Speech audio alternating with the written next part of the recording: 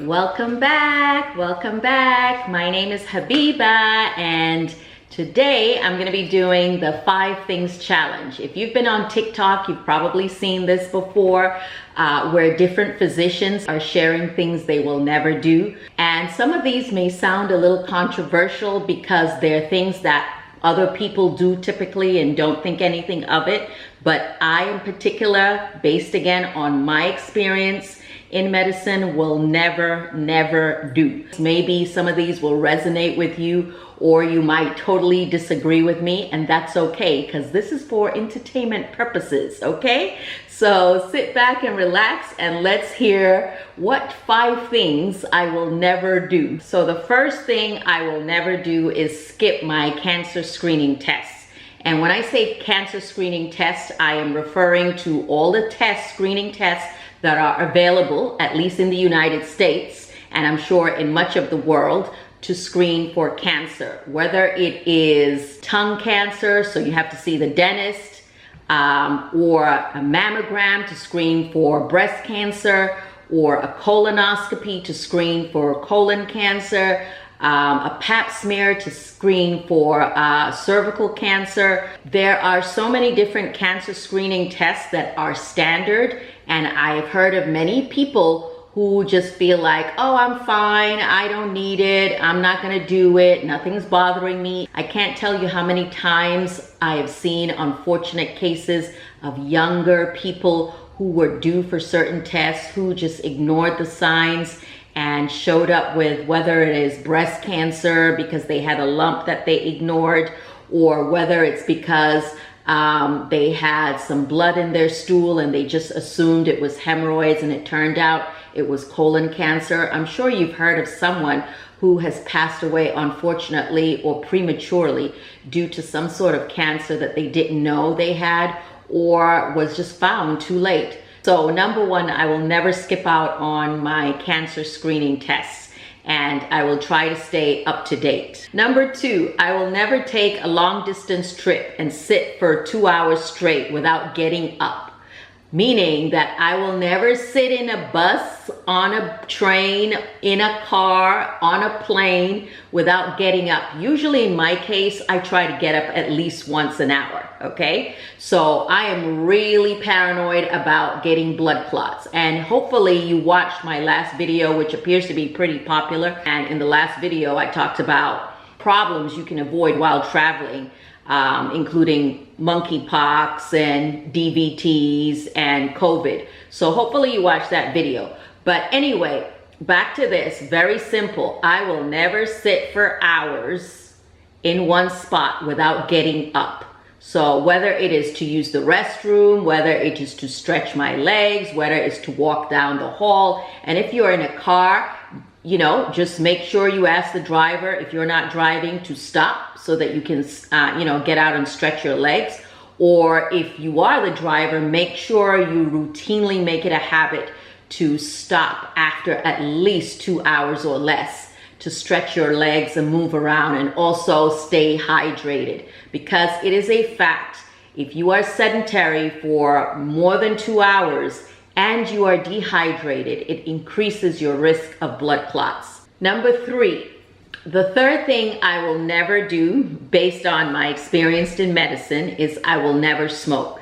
And that's probably not a surprise to know that, oh, you're a doctor, of course you don't smoke, you know, because I've heard people say that to me. Of course, you know, you're going to tell me not to smoke. But no, I'm sure you may have heard of doctors who smoke. There are some doctors who smoke.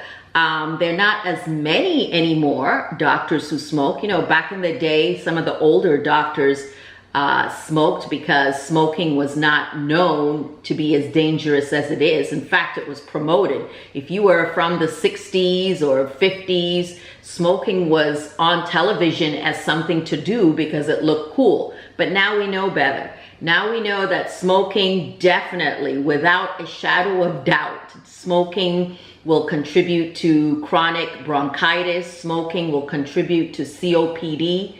Smoking will contribute to lung cancer.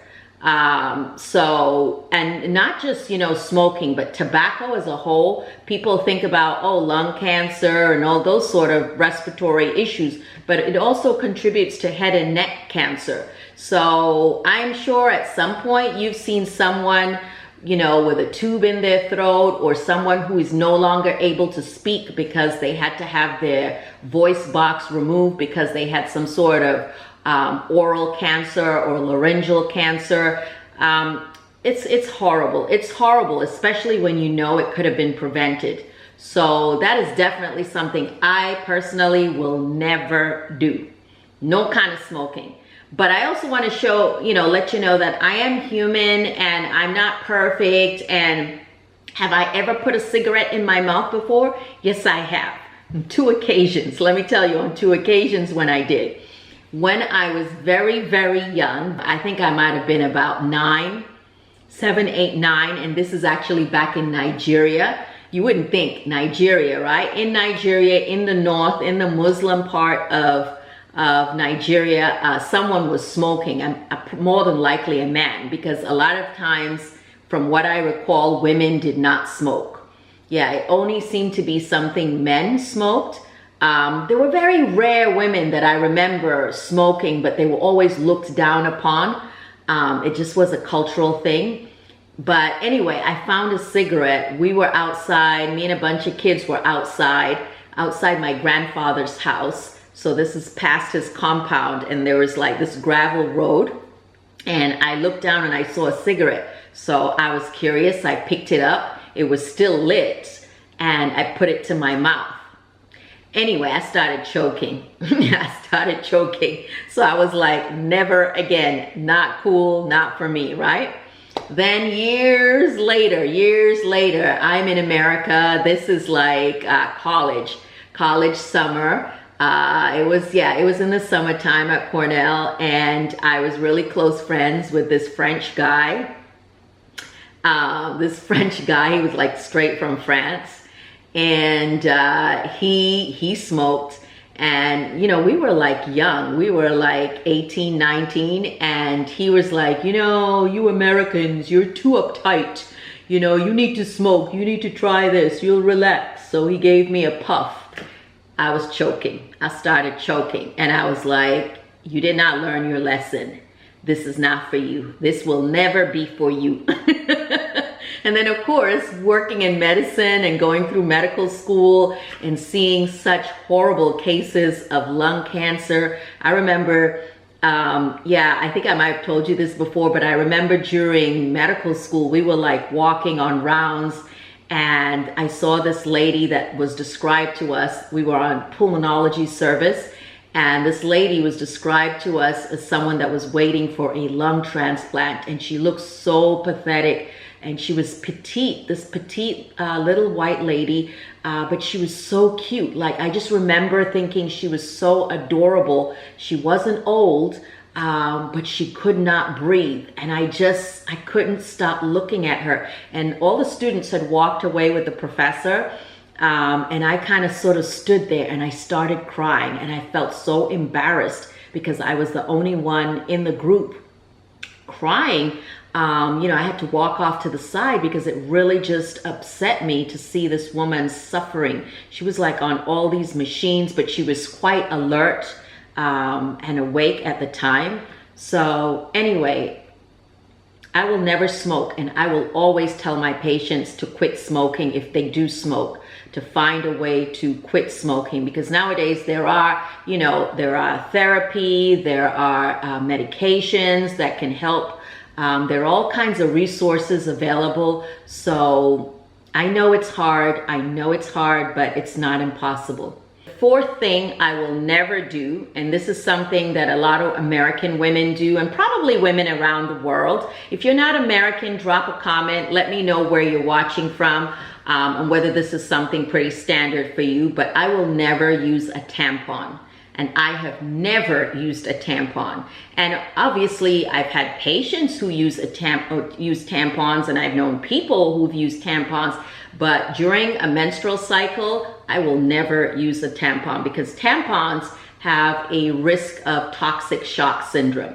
It's not something that's very common, but it's common enough where you can get an extremely bad bacterial infection. And here's the logic to me. I mean, you know, when you're menstruating, the blood comes out, and I think obviously naturally it is meant to come out of your body. And to me, the idea of putting a tampon in your body that now holds this blood closer to where it should be coming out, you know, doing the reverse somewhat, absorbing this blood, I just think that it is a natural petri dish for infection. Sure, you know, most women who use tampons don't get a bacterial infection, you know, bad enough to send them to a hospital, but I've seen enough cases to tell me, no. Use a pad. Use a pad or some other form. I know now they have developed these cups that you can insert that collect the blood and then you empty out, but I am a pretty old-fashioned type of gal, and a regular pad will do for me. That's all I've used my entire adult life. Never a tampon. But again, everyone is different. Some people are willing to take that risk. Number 5. Now, number 5 will probably be a little controversial for some, but I'm just gonna be completely honest because I thought about this and I was like, you know, stay away from that, but nah. Let's just be open and honest.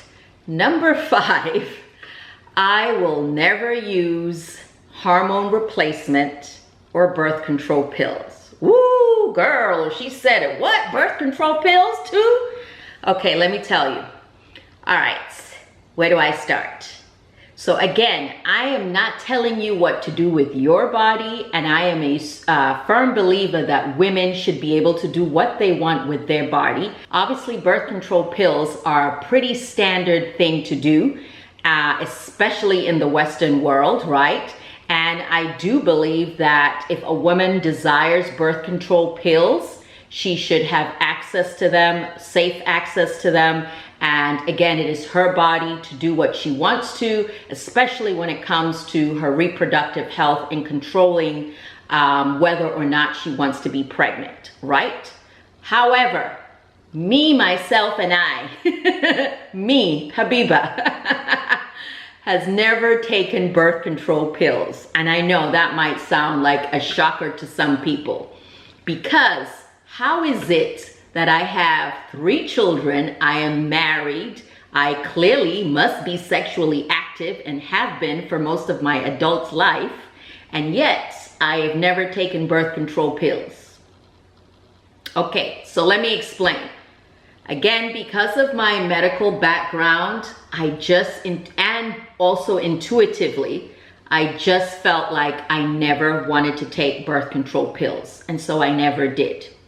So, obviously, you know, there are ways to control pregnancy. I'm not going to go into that. If you're in a relationship, there are definitely ways you can control getting pregnant.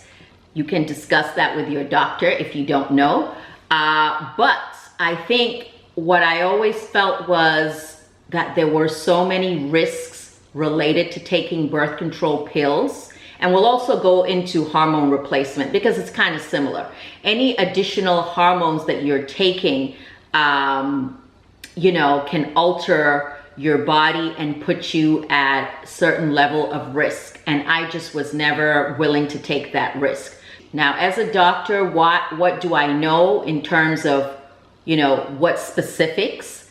How is birth control pills or hormone replacements? And hormone replacements, by the way, are hormones that women take, whether it is estrogen or a combination of estrogen and progesterone and other hormones that are given after menopause. So, for example, for women in menopause or women going through menopause, a lot of them will complain of hot flashes, really severe, uncomfortable hot flashes, mood swings, vaginal dryness. It's associated with bone loss, muscle loss. So those are some of the symptoms of menopause.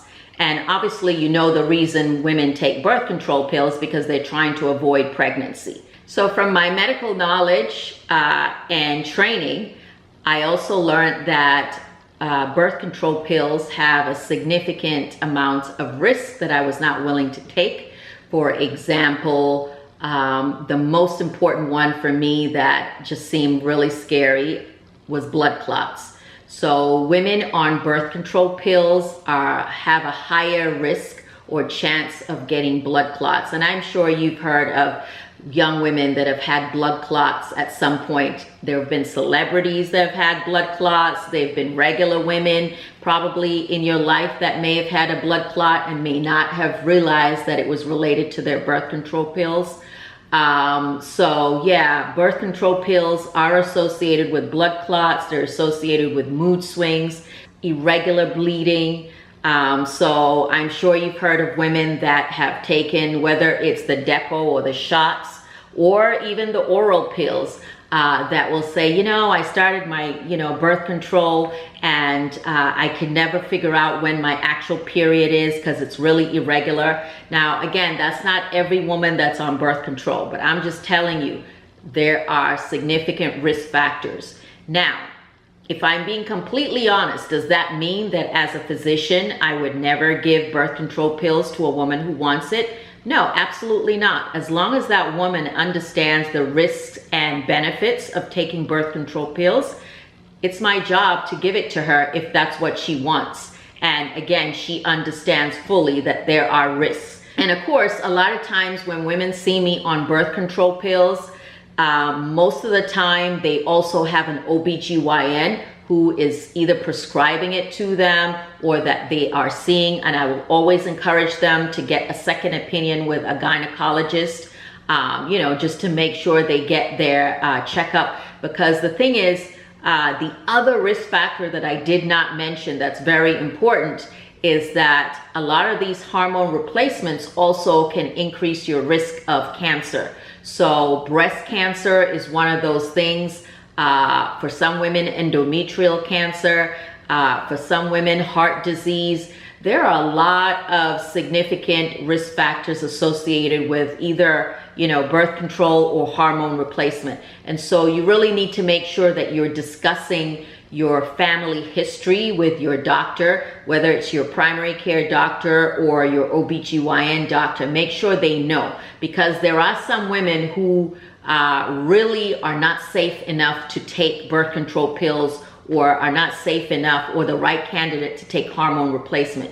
For example, if you have a significant history of heart disease in your family, or if you have a significant history of breast cancer in your family, or you have a significant history of smoking, then you should not be on some kind of, synthetic or pharmaceutical hormone replacement or birth control pill, because your risk is really, really up there. So that's a long, I guess, explanation to why I will never take hormone replacements or birth control pills. Yeah, there are natural ways or natural products available on the market, and you can discuss that with your pharmacist, or you can discuss it with your doctor. Some of them may not work as well or as effective as, again, the hormone replacements, but they do work. And I personally would rather do the natural route or nothing at all than take some of these risky meds. So that's my number 5. But since we're on YouTube, right? You're watching this on YouTube, right? Since we're on YouTube and not TikTok, and I can talk a little bit more, let's give you number 6. The 6th thing I will never do, based on my training, is I will never be a motorcycle rider. I will never be a motorcycle rider. And my husband has many occasions, Kenton, in fact, said, he wants to get a motorcycle. What am I talking about? He has 2 motorcycles. He rarely rides them. They're not the fast ones, but, to me, they're still dangerous enough. Not the really big, flashy motorcycles. He has 2 in the garage, right? But me personally, I will never be a motorcycle rider, because When I was in medical school, I will never forget. Well, not even because I was in medical school. Even prior to medical school in Nigeria, I knew a lot of people who died from motorcycle crashes, young men. And in fact, one of my uncles, my father's brother, had a motorcycle. I don't remember if he died in a car crash or motorcycle accident, but I had two uncles. One died in a car crash, I know that for sure. And I don't know if the second one died because of the motorcycle or whether it was also a car crash, but he also had a motorcycle as well. But anyway, when I was in med school here in the US, our professor used to tell us that, you know, the number one heart donor, or the number one, you know, person that was giving or had hearts or had organs to give to people were motorcycle accident victims. Meaning that most motorcycle accident victims are usually young, healthy people that were going too fast or were just in a very unfortunate accident. And so here they are as heart donors. And that just always stuck in my head. And I was just like, I would never be riding a motorcycle. So I don't care how many times Kenton tries to convince me that it would be cool. In fact, he wants to get one of those, you know, those ones you see in the movies where someone's riding the motorcycle and then they have the little piece, the little section on the side where, you know, attached to the main motorcycle. So the person sitting lower isn't actually riding the motorcycle. They're just connected to the main one. I guess he fantasizes about that in our older age, he can see himself riding the motorcycle and me sitting on the side. I don't know about that. I don't know about that. Which is along the lines of, I will never go bungee jumping. You know, this is number 7. Or I just want to throw it in together because there's certain high-risk behaviors or practices that to me, they're all together. And another one is bungee jumping. I don't care how much fun it is. I don't care how cool it is. I will never go bungee jumping. Just me, I will never do that. Yeah, it's kind of in line with kids who do trampoline. You know how like a lot of kids, especially in the South, by the way, I don't know, maybe it's everywhere, but a lot of Southern homes, they have, you know, because we have space, they have the trampolines. And you won't believe the number of orthopedic accidents related to trampoline accidents. You know, people with dislocated shoulders, broken knees, all kinds of craziness that ortho or ER will see due to trampolines.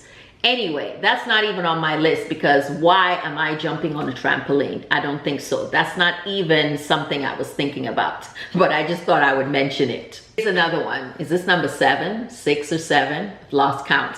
I will never do a keto diet. Yes, I am overweight, obese, whatever you want to call it. Yes, I should know better. Yes, I should be smaller. But when it comes to these fad diets, or what I consider fad diets, I'm not interested. So in particular, when I think about keto diet, I know that a lot of people who are extremely fanatic about it or swear by it, but it's not for me. I will never be interested in that. I just don't think it is healthy. And let me qualify my understanding of keto diet, okay? So if you're just talking about a low carb diet, oh, I'm all for that.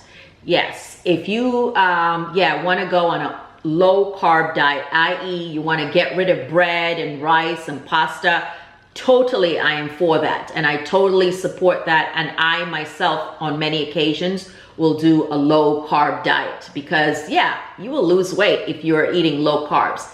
What I don't agree with is instead of low carbs, now you're substituting it with high fat or a lot of grease in your diet. It is a fact. If you eat food that is fatty, extremely fatty, consistently, you're gonna get fatty liver. You know, when you think of foie gras, remember, you know the food foie gras? Is it called foie gras? Foie gras? Foie gras? Foie gras? Foie gras? Anyway, you know what I'm talking about, right? So Just imagine the oversized liver on a bird that's been stuffed with so much food and gets really fat, and then, you know, people like to eat that. So can you imagine that happening in your own body? When you eat fatty food in excess, frequently, you know, over time, you will develop an enlarged liver or fatty liver. And then on top of that, it's like you are increasing your risk for heart disease. So I can never get behind a diet that encourages people to eat high fat food or greasy food, like a lot of bacon, a lot of fried eggs, a lot of fried everything instead of carbs. Again, I agree, you should cut back on carbs as much as possible, but then to go the other extreme of eating fried, fatty food is not healthy in the long term. And your LDL or bad cholesterol will go up, which then increases your risk for heart disease. So I just don't think it's a sustainable diet long term. If you're willing to do this short term and find out, that's up to you, but I'm not recommending it. No ma'am. So I think that's it for me when it comes to things I will never do based on, I guess for me, based on my intuition and also based on my medical knowledge and based on my experience as internist. So I hope you found this interesting, and please drop in the comments things you will never do, maybe based on your experience or based on your knowledge. Also, feel free to disagree with anything I've said. I really want to hear somebody else's perspective. So thank you for watching, and I hope to see you again soon. And let me know if you like these medical related videos. Maybe I'll start doing more of that, because as you know, this is more of a lifestyle channel. I've been sharing more of our family, a lot of cooking and traveling. And when I first started this channel, Kenton and Habiba, it was never my plan to put in a lot of medical stuff, because the reason for the channel was to avoid medicine, you know, meaning like I wanted a break from medicine. That's why I was doing YouTube, so that I had something else other than medicine to do. But now I'm starting to think that, you know what, if you are knowledgeable and you have this experience and people are interested, why not share, right? And thank you again for watching, and God bless. Bye. All right, so I talked about how I will never take birth control pills, and I will not be taking hormone replacement pills. But here's a subject that I thought is worth mentioning that isn't discussed enough, and that is the issue of birth control for men. All right, so why is it always just a burden that women have to bear in terms of birth control? In today's day and age, there is birth control for men. And I'm not really even talking about pills or devices. That's not what I'm talking about. I'm talking about the subject of vasectomy, okay? So if you're in a committed marriage, or you're in a relationship, or you have already had children, I think it's about time more women start suggesting to their husbands that vasectomy is a good option, you know, because instead of subjecting yourself to years and years of birth control pills or to side effects from taking, whether it's the pills, whether it's the, you know, patches, whether it's the injections. I mean, I'm saying pills, but obviously, you know, there are different forms of birth control, or there are different ways to get that birth control absorbed into your body, right? Yeah, instead of subjecting yourself to years of all of those hormones, why not bring up the subject of vasectomy to your husband? How many of you know that it's an easy procedure? And when I say easy, it's literally an outpatient procedure that takes minutes for your husband to go into a urologist's office, wide awake. They do the procedure, it's really quick and out. And now you don't have to take birth control pills for the rest of your life, or for the rest of your, you know, reproductive life. So I think a lot more men or husbands need to realize that if they love their wives, if you love your wife and she is anxious about taking birth control pills, or maybe she's had some side effects to the birth control pills and you guys already have children and you know you've had enough children that you might want to consider a vasectomy. So this is just something I want to put out there because I think a lot of men are uncomfortable with the idea. No, they're not cutting your penis. No, they're not, removing your testicle. No, you will still be able to have a healthy sex life. It's just now you won't have to worry about your wife getting pregnant or your girlfriend getting pregnant, whatever. I'm not judging. I don't know what kind of relationship you have. But all I'm saying is that if you love her, you should be willing to consider an alternative. And interestingly, vasectomies are done with the intention of it being a permanent birth control. But on several occasions, I've known older men who got in another relationship, maybe with a young woman, and the young woman didn't have children, or she wanted children, and the vasectomy was reversed. So it is considered a permanent procedure, but honestly, in some cases, it actually can be reversed. Anyway, women, you should stand up and let him know, hey, if you want to enjoy sex, if you want to continue to have sex with me, if you don't want to have to worry about children or having more babies, and you know we're done and I know we're done, consider a vasectomy. So just thought I would put that out there, okay?